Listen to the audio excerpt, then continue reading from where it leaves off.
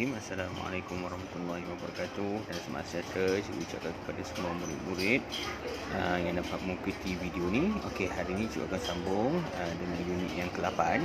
Dan untuk maklumat semua, kita akan berjumpa pada minggu depan kan. Jadi ini mungkin adalah video yang terakhir cikgu lah untuk screen recording yang macam cikgu buat ni. Okey, jadi kita sambung dengan tajuk unit 8 iaitu bahan. Okey, kalau kita perhatikan di sekeliling kita, kita dapati pelbagai jenis bahan yang digunakan untuk membuat sesuatu peralatan ataupun benda. Okey, so kita tengok contoh kalau kita pergi supermarket. Kalau contoh kita nak beli air biasanya ada dua jenis lah dia punya bahan untuk menyimpannya, iaitu yang pertama ialah air kotak dan juga air tin. Betul. So kalau kita tengok peralatan plastik yang lain macam baldi, papan pemotong kan dibuat daripada plastik. Okey, ada juga botol yang dibuat daripada stainless steel ataupun logam. Okey, ada juga peralatan masak yang dibuat daripada logam, dibuat daripada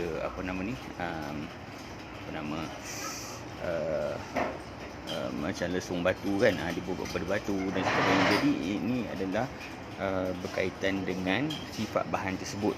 Okey, untuk kita mencipta ataupun kita gunakan untuk membuat sesuatu benda. Okey, untuk buat sesuatu peralatan. Baik. Jadi semua barang-barang ni dibuat daripada bahan yang berbeza. Kadang-kadang satu benda yang sama tapi dia punya bahan yang membuat dia pun kadang-kadang ada banyak, 2-3 benda yang digunakan untuk buat sesuatu benda. Okey, jadi kita tengok lagi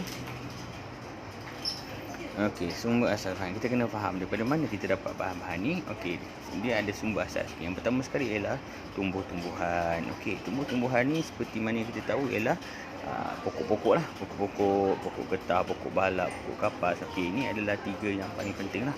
Okey, sebab pokok getah dapat menghasilkan getah, yang getah akan menghasilkan tayar. Okey, sarung tangan getah dan pelbagai lagi lah. Tapi yang paling signifikannya ialah tayar lah. Okey, yang kedua ialah pokok balak. Pokok balak menghasilkan kayu dan kayu akan menghasilkan perabot macam amban kayu, kursi kayu, kertas dan sebagainya. Okey, selanjutnya adalah pokok kapas. Okey, pokok kapas sangat penting dalam pembuatan baju, tuala, pakaian lah. Okey, so kita gunakan kapas. Okey, sumber asal yang kedua ialah haiwan. Okey, contohnya kalau dari segi haiwan biri-biri, kita akan gunakan bulu dia untuk buat topi, kita boleh buat baju sejuk kan. Kalau macam lembu, kita boleh gunakan kulit lembu untuk buat kasut kulit, kita boleh buat sofa kan. Jadi banyak kegunaan dia. Okey, seterusnya ulat sutra akan menghasilkan kokos sutra. Jadi kokos sutra ni dapat menghasilkan pakaian sutra yang biasanya yang boleh dipakai oleh perempuan lah. Okey, so kita sambung lagi. Baik, sumber asal seterusnya adalah petroleum. Okey, petroleum ini digunakan secara meluas pada abad ke-20 dan abad ke-21 lah, maksudnya bermula tahun 1900 sehingga sekarang. Penggunaan petroleum ni sangat-sangat pesat, sangat-sangat banyak kita guna sebab kita baru jumpa petroleum ni dan juga kegunaan dia. Okey, jadi hari-hari kita gunakan petroleum ni tanpa kita sedari. Contohnya ialah plastik. Okey, plastik memang dibuat daripada petroleum. So plastik ni memberi sumbangan yang cukup besar terhadap industri kita lah, maksudnya dari segi pembungkusan makanan, pembuatan perabot, banyak peralatan kita gunakan plastik. Okey, kemudian kain sintetik juga kita gunakan untuk buat pakaian yang kalis air ataupun kain yang kalis air seperti baju hujan, kemah, payung dan sebagainya. So itu kegunaan kain sintetik. Okey, seterusnya ialah sumber asas batuan. Batuan ni terbagi pada dua lah, iaitu logam dan juga tanah.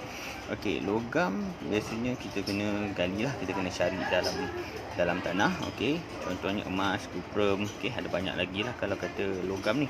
Emas, kuprum, perak, gangsa, aluminium dan macam-macam lagi. Okey, semuanya adalah unsur logam yang kita jumpa daripada bawah tanah. So unsur logam ni dapat mencipta ataupun menjadikan peralatan seperti rantai emas, barang perhiasan lah. Okey, barang pewter, dan juga duit shilling. Okey, seterusnya ialah tanih. Tanih ni ialah jenis-jenis tanah lah. Tanah liat, pasir. Okey. So tanih ni juga dapat menjadikan ataupun dapat digunakan untuk membuat mangkuk, batu-bata, cermin dan juga botol kaca. Okey, cikgu pergi naik atas. Okey, cuba baca dekat info sains tu. Petroleum ialah minyak berwarna hitam yang diperoleh dari dalam tanah untuk dijadikan petrol dan bahan-bahan lain. Petroleum terbentuk daripada hidupan yang telah mati berjuta-juta tahun dahulu. Okey, ini info tambahan cikgu beritahu. Okey, petroleum ni biasanya diwujud sekali dengan gas asli. Okey, gas asli akan berada di lapisan atas, petroleum akan berada di lapisan bawah. So, kenapa cikgu terang pasal gas asli ni? Sebab gas asli ni kita gunakan di rumah untuk menyalakan api dekat dapur tu kan. Mak nak masak, jadi dapur tu dia ada tong gas, betul. Tong gas itulah tong gas asli. Okey, jadi petroleum ni digunakan untuk kita panggil petroleum ni sebagai sumber tenaga kimia lah. Okey, sebab dia boleh menggerakkan kenderaan dan sebagainya, betul. Dan kalau kita tengok dekat sini, terbentuk daripada hidupan yang telah mati berjuta-juta tahun dahulu. Maksudnya sumber petroleum ni adalah satu sumber yang akan orang kata tidak boleh diperbarui. So bila tidak boleh diperbarui, dia berkait pula dengan mencemarkan alam sekitar. Okey, kita tengok lagi. Apakah contoh objek lain yang dihasilkan daripada sumber asas tumbuh-tumbuhan, haiwan, petroleum dan batuan? Jelaskan ciri-ciri bahan bagi objek yang kamu nyatakan tersebut. Yang ni awak boleh fikir dan awak boleh tengok dekat sekeliling awak. Apa lagi yang boleh diasaskan daripada tumbuh-tumbuhan? Apa lagi yang boleh diasaskan daripada haiwan, daripada petroleum dan juga batuan? Ini kita boleh tengok sendiri dan kita boleh fikir sendiri. Okey, cikgu teruskan lagi. Ini adalah ini aktiviti kalau kita ada dalam kelas kita boleh buat lah, tapi sekarang kita awak masih di rumah, so tak boleh buat lagi. Okey, so sifat bahan ni yang penting kita tahu sifat bahan ni untuk kita cipta sesuatu benda ataupun peralatan yang lain. Okey, jadi memang kita kena kenal pasti apakah sifat setiap bahan yang kita nak gunakan untuk buat sesuatu benda. Okey, contoh bila kita buat eksperimen kita tahulah, okey, balon ni macam mana kan dia punya sifat dia. Okey, saya teruskan lagi. Ni banyak aktiviti lah ya. So ni nak kaji yang mana yang timbul, yang mana yang tenggelam kan. Okey, seterusnya. Yang ni nak tentukan sifat bahan yang boleh mengalir ke arus elektrik. Okey, arus elektrik biasanya logam lah. Kebanyakan logam boleh mengalir ke arus elektrik. Kalau selain daripada logam memang tak boleh alirkan arus elektrik. Contoh macam kaca, kayu, plastik semua tak boleh alirkan arus elektrik. Okey, seterusnya. Nampak ni semua aktiviti, sebab bila dengan aktiviti ni kita dapat kenal pasti sifat bahan tersebut. Okey, contoh ada kebolehan penembusan cahaya. Contoh kita tengok mak ayah kita ada yang pakai cermin mata kan. Kita boleh nampak dalam cermin mata tu, kita boleh nampak mata mak ayah kita. Okey, disebabkan cermin itu bersifat lutsina. Betul. Maksudnya 100% ataupun keseluruhan cahaya dapat menembusi cermin mata tersebut. Okey, tetapi kalau contoh kita tengok macam dinding kita tak dapat tengok apa yang berada di sebelah dinding tu. Jadi dinding tu bersifat legap. Maksudnya tidak ada cahaya yang dapat menembusi objek tersebut. Okey, satu lagi jenis penembusan cahaya ni ialah lut cahaya. Okey, lut cahaya ni contoh kita tengok dekat kereta ayah kita. Okey, ayah kita biasanya dia akan letakkan tinted ataupun lapisan untuk menggelapkan sedikit cermin, sebab satunya untuk mengurangkan haba dan satu lagi untuk nak bagi dalaman kereta tu tak nampak begitu jelas di luar lah. Okey, jadi dengan penggunaan tinted ni kita akan maksudnya penembusan cahaya tu akan jadi tidak begitu jelas. Maksudnya tak sebahagian cahaya saja dapat menembusi cermin tersebut. Maksudnya yang lain dia tak dapat tembus. Jadi sebab tu kadang-kadang contohlah kan, kita tengok ada kawan kita naik kereta kan. Okey, so kawan kita lambai kita. Kita boleh nampak kawan kita tu lambai, tapi kita tak nampak muka dia dengan jelas. Kita tak nampak siapa dia, tapi kita nampak ada tangan melambai kat kita. Itu contoh lut cahaya. Okey, so ada 3 lah lut sinar untuk keseluruhan penembusan cahaya boleh menembusi objek tadi. Lut cahaya untuk objek yang membenarkan sebahagian sahaja cahaya menembusinya, dan juga legap untuk objek yang tidak membenarkan langsung. Okey, maksudnya tidak ada sebarang cahaya yang dapat menembusinya. Alright, kita teruskan lagi. Nampak ni semua aktiviti Okey, menentukan sifat bahan dapat mengalirkan haba. Okey, maksudnya haba dengan elektrik ni sama, dia mesti logam dengan logam ni dapat mengalirkan arus elektrik dan juga haba dengan baik. Yang lain tu adalah pengaliran haba yang tidak baik ataupun kita panggil kita panggil penebat.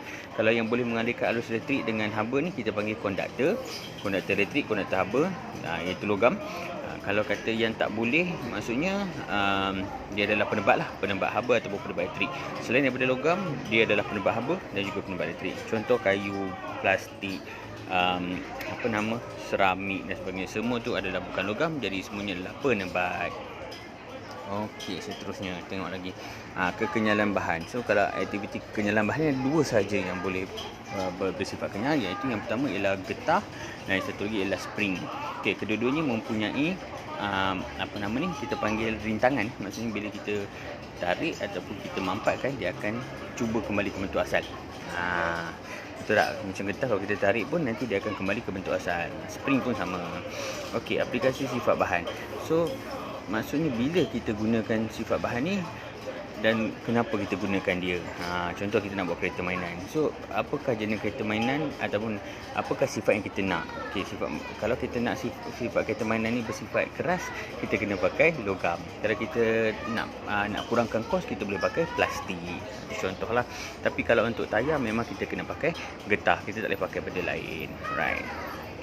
Contoh sajalah, jawab boleh baca dalam buku teks. Okey, untuk barang masakan kita guna logam. Sebab apa? Logam dapat mengalirkan haba dengan baik. Jadi untuk memasak kita perlukan bahan yang bersifat logam, iaitu periuk ataupun kuali yang bersifat yang dibuat daripada logam. Jadi dia dapat memanaskan masakan tu sehingga masak. Betul tak? Okey, untuk kita nak mengelap kotoran, kita gunakan kain yang boleh menyerap. Betul tak? Kita tak gunakan plastik, kita gunakan kain yang boleh menyerap, kain kapas ke kain apa ke yang boleh menyerap, tuala ke apa ke. So nanti kita dapat serap kotoran yang ada di atas meja kan. So kita tengok sesuatu situasi tu kita kena sesuaikan dengan sumber bahan yang kita boleh buat benda tersebut supaya dia dapat berfungsi dengan baik. Okey, so setakat ini saja. Nanti cikgu akan bagi awak latihan. Nanti awak boleh cuba jawab latihan tu dalam link yang cikgu bagi nanti. Okey, so jumpa lagi. Bye bye. Assalamualaikum.